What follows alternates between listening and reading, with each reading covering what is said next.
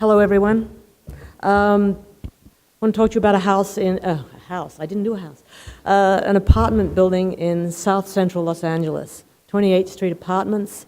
We've always thought that community buildings are heroes within communities, and this project, like most of our projects, was set about to optimize social space and subliminal social space. In other words, how this building fit within its community. Next. Oh, I have a thing. I'm not going to yell at you. So what happened is we inherited a historic YMCA that was built in 1926, and the building needed to be remodeled and added to for a total of 49 units of supportive housing. That was for youth exiting foster care, the mentally ill, and the chronically homeless.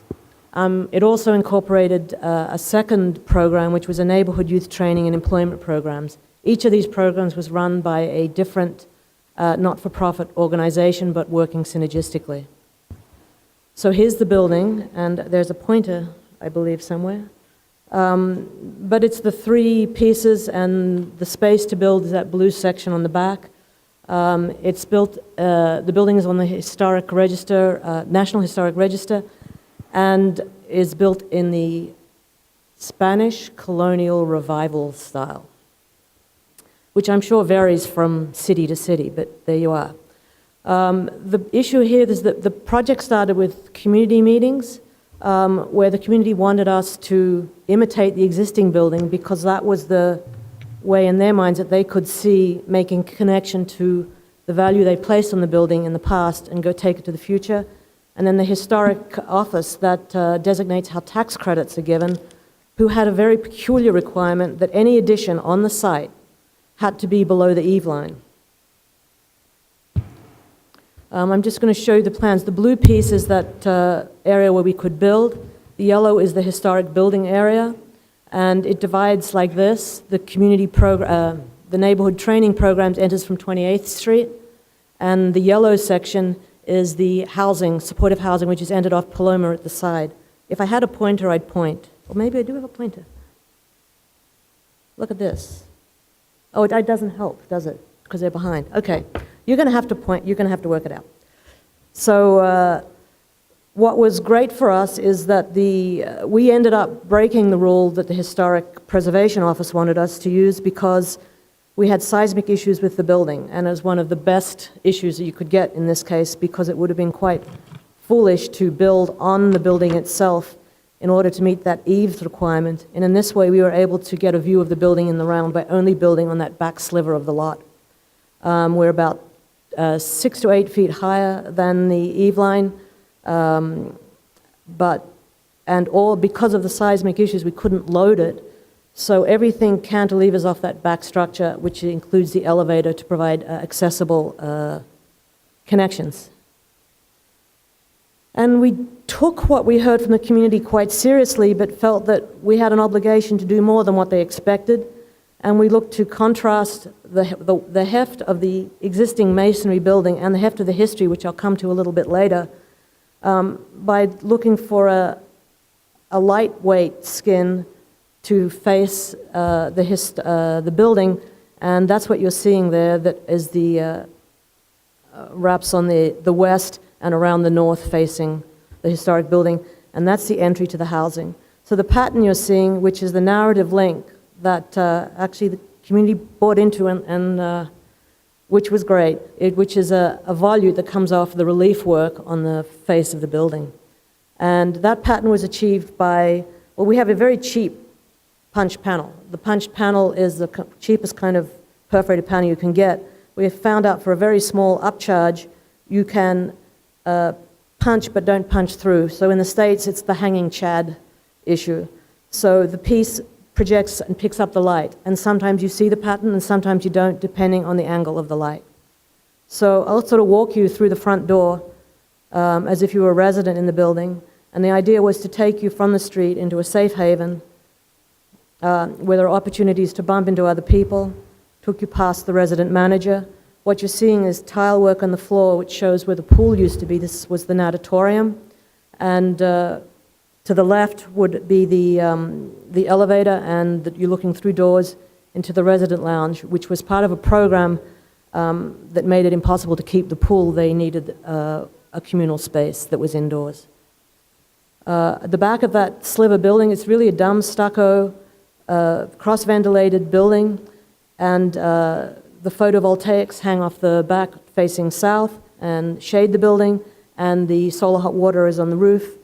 For those of you interested in sustainability issues, it's LEED Gold, I believe, but really it's a state of mind, not a number issue for us. The red space, what I didn't show you, is on the back there where the little plants are, that's the laundry. In a community program like this, the laundry is really key, and we placed it as sort of one anchor in the new building, and then took the found space of the roof deck and used that as the connecting social space to join old and new. You look at the apartments, they're roughly 200 to 300 square feet with a large bathroom, which is ADA required. And you can see that the strategy of putting the new building on the back sliver of the lot opens up vistas of the new building, and a place where you can do many things. Back into the old building to show you the sort of the unit. They're a bare bones kind of piece, a small kitchenette, the bathroom, some closet, a small table and a bed, and all of them are outfitted roughly the same. Looking back to the new addition, and then to the story of old and new. You've got to remember in 1926, this was the era of segregation. This building was built for the African American community, and it was a really important place because in the era of segregation, if you were black, you couldn't get a room in the city unless it was separate. You couldn't play basketball unless you had a separate facility to do that, and you certainly couldn't use a pool. So the legacy that was in this building and its heritage and keeping the dignity of that is, to me, the social connection back to that community. And it was a little scary and intimidating to come in and try and keep that continuity going. When we got the building in 2007, it looked like this. A lot of work went into restoring it like this. We didn't, so the cultured stone was put back, the ornamentation was reinstated. There wasn't enough to get the money to get the ashlar coursing.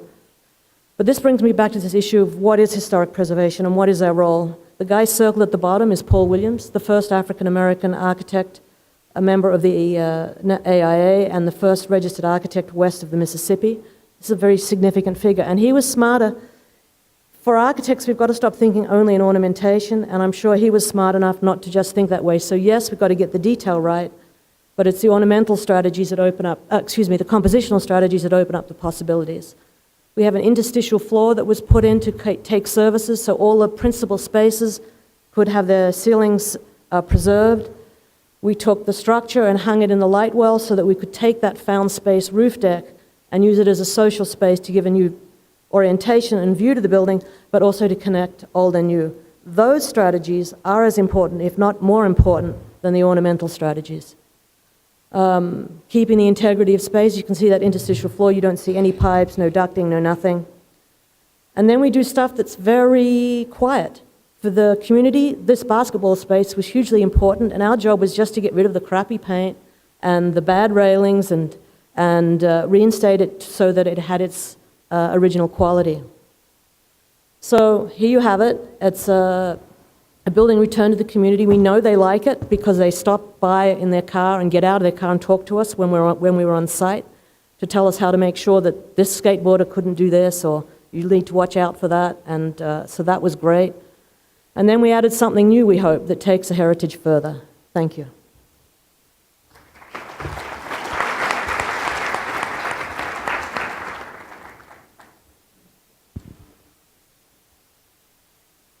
I'll start.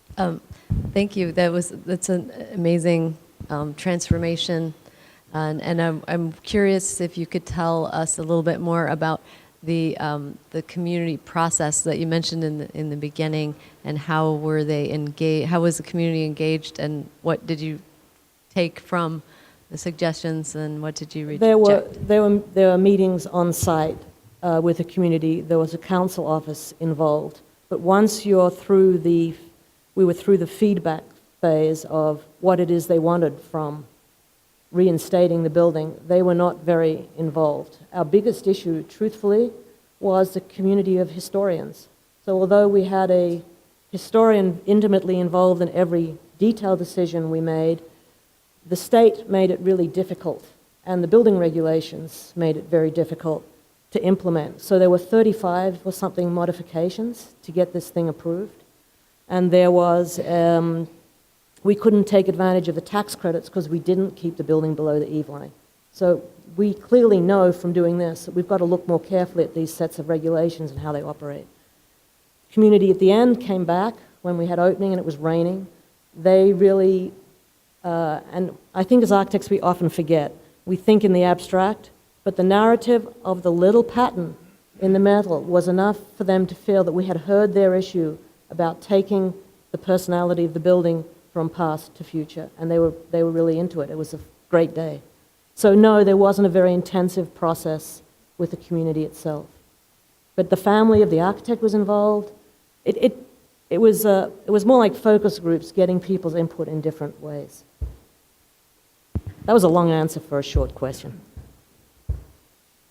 Could you just speak a little bit about the finishes and how you see, I mean, particularly I was quite struck by the quite hard finishes, the selection of materials, the very hard floors in the kitchens, the sort of polished concrete versus... The original building had concrete floors, and it's, so LA is warm, cool in the winter, but never very cold. And I think at that era of time, these finishes weren't considered to be an absence of finish, they were the finish. So we brought it back. Sometimes they would paint those floors with a kind of a granolithic paint, but it was a very standard finish in the 20s. Plays out, do you get issues with acoustics and noise and reverberation and space, or is it, because they No, look like the sort of spaces... the old building is terracotta lumber, so there's a fair amount of separation from floor to floor. All the housing is above the ground floor, and in the new building it's built wood frame, stick construction with acoustic material between, and the new units do not have a concrete floor. One more little question. I get that there's 2 or 3 principal social spaces. Yes. Again, they're all quite big. How does the plan break out into kind of smaller social spaces? So if I could give you another picture of the deck, and remember in LA outside spaces are comfortable most of the year, is it breaks into 3 kind of zones so that there's an area to gather as a smaller group. Downstairs in the larger lounge area, there's space outside there that allows for smaller groups. And we designed it in such a way that we hoped that you felt like you were in a small hotel, which is how we do all our housing, frankly. I want to live there. If I'm going to design for someone else, I want to do a place where I would. So the furniture is organized in a way that makes you feel comfortable whether you've got a filled room or a less filled room.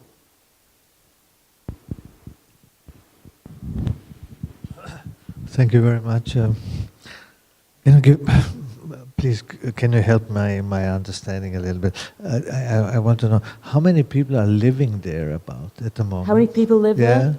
They're single occupancy rooms, so it's 49 residents. Okay. And a resident manager. Okay. Thank you. Well, I like the screen, the pattern screen. What is it made of? And which orientation is it facing north or facing south It's or not, west? okay, it's a good question. It's not a sun screen. It's basically a screen to take a very cheap stucco building and animate it in a cost-effective way. So it screens the walkway on the north, which does get sun in the late afternoon, but it's not doing anything particularly, and to mark a sense of grandeur as you come into the building. So it has feathered, it's standard punched aluminum panels, Hank, right? Yeah, it's aluminum panels, and then the ones that are pulled out, which are attached at the side, give that secondary pattern. Yeah, no, I don't want to suggest that we were doing sun shading, but it was to make a foreground for a very cheap, simple building. There's certainly a very interesting dynamic between the materials of the new intervention and the historic one. So it brings a freshness to that. And our questions between the materiality and the kind of social intentions, I think, lead to how this has a broad effect, not only for the community within, but the community of the neighborhood in general. It was a huge issue to be able to address both things, to make a community that worked socially inside and let the community at large know, because what had also happened is that from the 20s to now, the demographic had changed, still chronically underserved, but it was predominantly Hispanic at this point, not African American. So there was a lot of territorial issues that were tied up in, is this going to be respected? So I wonder if you could elaborate a little bit on the security issues of safety and yet okay, so that's why comfort. That's why there are two entries. So if you're in the housing program, you go through the back door, you're in a very secure area within there. If you come to the daily programs that are fed from 28th Street, that there are intervening doors, but they're not used by residents, they're used by staff only. So it's a fairly controlled stuff. And truly, the only way this will work, and I think they are the right organizations, is that they understand how to manage their programs so that they can actually help people without it being about a discipline issue. And so far, 6 months later, I've taken people back. 8 months later, it's in good shape. So truly, that's really to do with really wonderful not-for-profits who do good work. Fantastic. Lovely note to end on. Great project. Many congratulations. Christopher Barger is going to present your trophy with Ken. Thank you. Thank you. Bravo.